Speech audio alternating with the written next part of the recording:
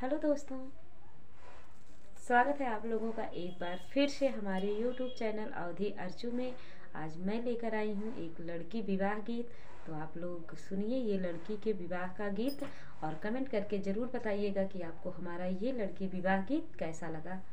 तो सुनिए ये लड़की विवाह गीत।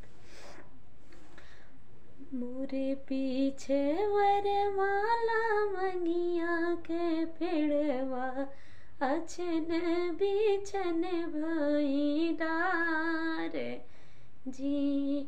मोरे पीछे वरमाला मंगिया के पेड़वा अछन बिछन भई डार जी।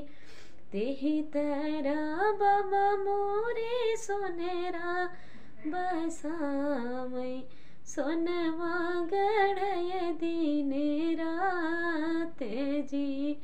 तेहि तेरा बाबा मोरे सोनेरा बसावै सोनवा गढ़य दिन रात जी। गढ़े सोनेरा कंगन रे गढ़े सोनेरा हरवा गढ़े सोनेरा 16 सिंगार जी।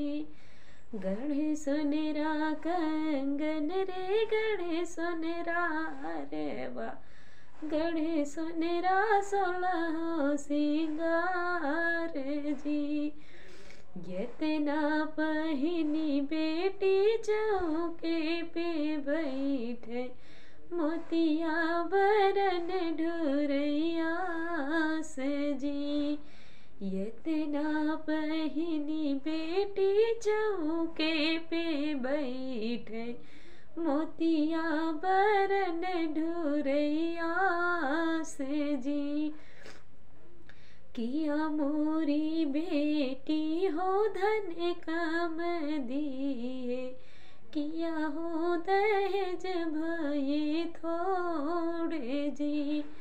किया मोरी बेटी हो धन कम दिए किया दहेज भये थोड़े जी। कवने गुनहिया से हरे मोरे बेटी मोतिया वरन ढुरैया से जी। कवने गुनहिया से हरे मोरे बेटी मोतिया वरन ढुरैया से जी। नाही मोरे बाबा हो धन कम भये नाही दहेज भये थोड़े जी। नाही मोरे बाबा हो धन कम भये नाही दहेज भये थोड़े जी। आजू की राती बाबा तोहरी नगरिया भोर वही विदेसिया के साथ जी। आजू की रात बाबा तोहरी नगरिया भोर वही विदेसिया के साथ जी। माई के आचरवा सपन होई जई है छूटी जई है तोहरा दुआर जी।